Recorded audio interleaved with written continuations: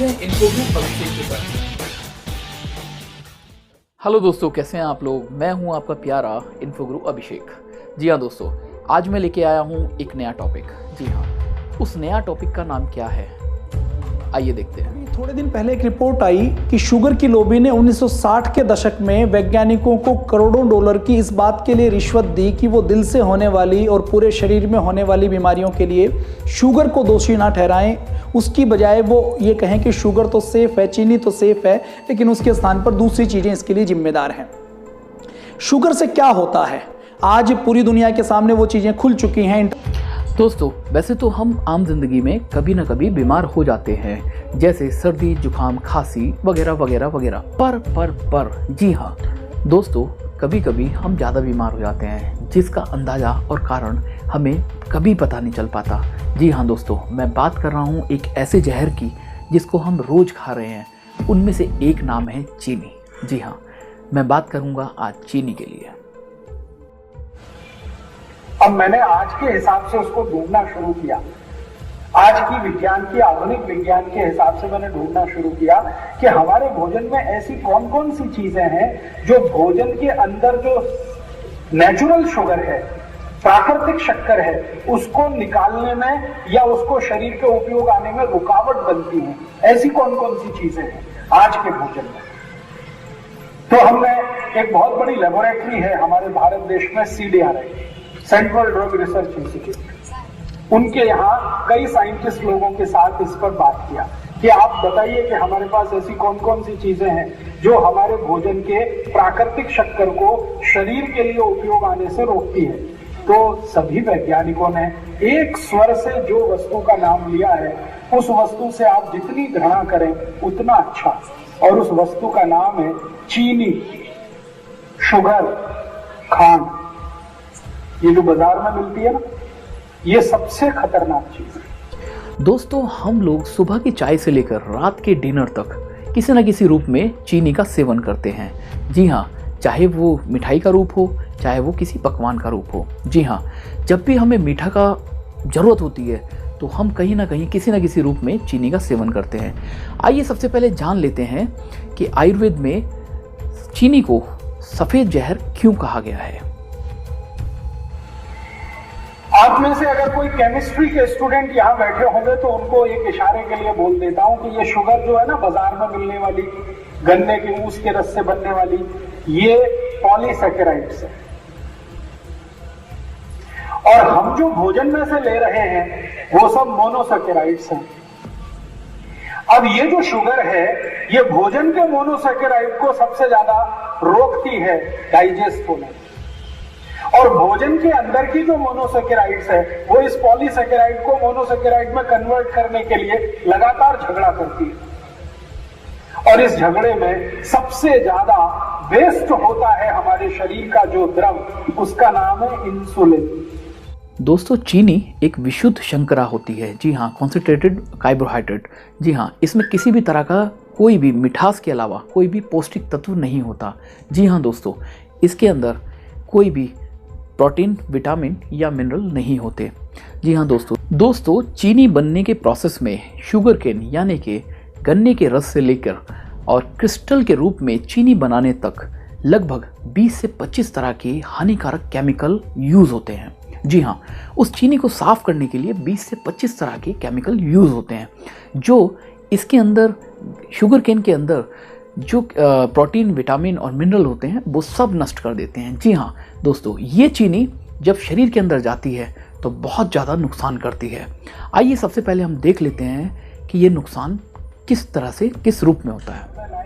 Sugar लेके आएंगे तो ये शुगर आपके शरीर में जो भोजन में से मिलने वाली नेचुरल शुगर है उसको रोकेगी और इसको बार बार पॉलीसैकेराइड से मोनोसैकेराइड में कन्वर्जन करना पड़ेगा। उसमें सबसे ज्यादा इंसुलिन वेस्ट होगा। इंसुलिन को ज्यादा उत्पन्न करने के लिए पैनक्रियाज को ज्यादा काम करना पड़ेगा। पैनक्रियाज अगर ज्यादा काम पे लग गई तो आपको 101% डायबिटीज होगा। और जिनको डायबिटीज होगा उनको हार्ट अटैक भी होगा। जिनको डायबिटीज होगी उनको नपुंसकता भी आएगी।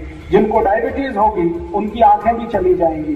जिनको डायबिटीज होगी वो बच्चे पैदा नहीं कर सकते। जिनको डायबिटीज होगी वो कुछ नहीं कर सकते। दोस्तों, चीनी खाने से हमारे शरीर में विभिन्न तरह के रोग उत्पन्न हो जाते हैं। जी हाँ, उनमें से एक है मोटापा। चीनी खाने के बाद शरीर के अंदर ये जल्दी से डाइजेस्ट नहीं हो पाती है, इसी वजह से शरीर में टॉक्सिन बनते हैं और दोस्तों इसी से ही मोटापा बढ़ता है। जी हाँ, और इसी से ही हम ओबेसिटी के शिकार हो जाते हैं।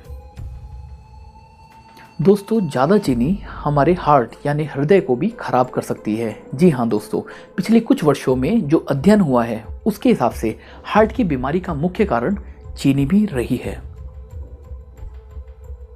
दोस्तों, ज़्यादा चीनी खाने से हाई ब्लड प्रेशर की भी समस्या सबसे ज़्यादा बढ़ती जा रही है। जी हाँ दोस्तों, और साथ में लीवर की भी समस्या सबसे ज़्यादा बढ़ रही है। जी हाँ, ज़्यादा चीनी खाने से लीवर पर भी नेगेटिव इफेक्ट पड़ रहा है। दोस्तों, ज़्यादा चीनी खाने से हमारे दांतों में जल्दी से रोग उत्पन्न होने शुरू हो जाते हैं, जिसकी संभावना सबसे ज़्यादा होती है। दोस्तों, जब भी हम चीनी खाते हैं तो वो हमारे दांत में सड़न के रूप में दिखाई देने लगती है। जी हाँ दोस्तों, इसलिए दांतों का सबसे ज़्यादा बीमारी का कारण चीनी ही है। दोस्तों, ज़्यादा चीनी के सेवन करने से त्वचा को चमक प्रदान करने वाले जो कोलेजन होते हैं, जी हाँ दोस्तों, जो त्वचा को शक्तिशाली और चमक प्रदान करते हैं और जो त्वचा को शक्तिशाली और लचीला बनाने वाले इलास्टिन होते हैं, वो पूरी तरह से खराब हो जाते हैं। जी हाँ दोस्तों, इसी वजह से त्वचा बूढ़ी लगने लगती है। तो दोस्तों, सबसे बड़ा कारण बूढ़ेपन का चीनी ही है। परिणाम स्वरूप हमारे चेहरे पर दाग, धब्बे, झुर्रियाँ आदि बुढ़ापे के लक्षण दिखने लगते हैं। तो दोस्तों, ध्यान रखिएगा, चीनी मत खाइएगा। तो देखा दोस्तों, चीनी से बुढ़ापा भी जल्दी आ जाता है। बहुत सारी बीमारियां हैं, लेकिन अब बात आ जाती है इसका विकल्प क्या है। जी हाँ दोस्तों, आज मैं आपको इस वीडियो में इस चीनी का विकल्प भी बताऊंगा। जी हाँ दोस्तों, चीनी का विकल्प क्या है? मैं आपको रेकमेंड करूंगा, चीनी का विकल्प मिश्री है। जी हाँ दोस्तों, बाज़ार में दो तरह की मिश्री आती है। एक मिश्री होती है दाने वाली, जो बिल्कुल चीनी की ही तरह होती है, सेम उसका प्रोसेस चीनी की ही तरह होता है। तो दोस्तों, कभी भी आप अगर मिश्री लें तो सिर्फ धागे वाली मिश्री लें। धागे वाली मिश्री कैसी होती है मैं आपको बताता हूँ। मिश्री की मैं बात कर रहा था, वो मिश्री ये है। जी हाँ, ये धागे वाली मिश्री होती है। इसमें देखिएगा, ये धागा आपको दिखाई दे रहा है। जो मिश्री मार्केट में आती है वो सेम चीनी वाले प्रोसेस में होती है। जी हाँ, जो दाने दाने वाली जो मिश्री होती है चीनी की तरह, मोटी चीनी वाली, वो मिश्री आपको नहीं लेनी है। आपको लेनी है ये दानेदार वाली मिश्री। जी हाँ दोस्तों, इसका प्रोसेस के रूप में मैं आपको बता देता हूँ कि इसका प्रोसेस कैसा होता है। जब शुगर केन यानी कि गन्ने का रस का प्रोसेस किया जाता है तो इसको साफ़ करने के लिए कोई केमिकल नहीं डलता है जैसे चीनी में डलते हैं। चीनी में मैंने आपको जो बताया 20 से 25 तरह के हार्मफुल केमिकल डलते हैं। इसको साफ़ करने के लिए, इसका शुगर केन का जो जूस है उसको साफ़ करने के लिए दूध का इस्तेमाल होता है। जी हाँ दोस्तों, इसलिए आयुर्वेद में कोई भी अगर हम लोग कोई फार्मूला बनाते हैं तो उसमें धागे वाली मिश्री का यूज़ होता है। चीनी का या उस तरह की जो चीनी जैसी जो मिश्री होती है उसका यूज़ उसमें नहीं होता है। तो दोस्तों, इसमें पूरी तरह से जब ये हम प्रोसेस करते हैं गन्ने के रस से, जब इसका प्रोसेस करते हैं तो इसको दूध से साफ़ करते हैं तो उससे इसके अंदर जो प्रोटीन, मिनरल्स और विटामिन्स हैं वो एज इट इज़ रहते हैं, वो नष्ट नहीं होते। तो दोस्तों, मैं आपसे रेकमेंड करूंगा कि आप धागे वाली मिश्री लीजिए, चीनी आज से बाय कर दीजिए बिल्कुल। तो दोस्तों, इसको बनाने के लिए आप चाहें तो इसको आप कूट भी सकते हैं या मिक्सर ग्राइंडर से इसको बूरे की तरह बना सकते हैं। और दोस्तों, ये मेडिकेटेड चीज़ है। अगर मैं आपसे बात करूं, आप मेरे कहने से कुछ टाइम के लिए मिश्री का यूज़ कीजिए। जी हाँ, आप चीनी को भूल जाओगे, सारी बीमारियों को भूल जाओगे। दोस्तों, जो डॉक्टर है जिसको आप बीच बीच में याद करते रहते हैं, वो डॉक्टर भी आपसे दूर चला जाएगा। तो दोस्तों, आज के लिए इतना ही। ये वीडियो आपको कैसी लगी प्लीज़ कमेंट्स में ज़रूर बताइएगा। दोस्तों, मैं चाहता हूँ कि आपको अच्छे से अच्छी जानकारी दूँ और आप जितना मुझे लाइक करेंगे, जितना मुझे सब्सक्राइब करेंगे, उतना ही मेरा प्रोत्साहन बढ़ेगा। दोस्तों, कैसी लगी आपको ये वीडियो कमेंट्स में ज़रूर बताइए।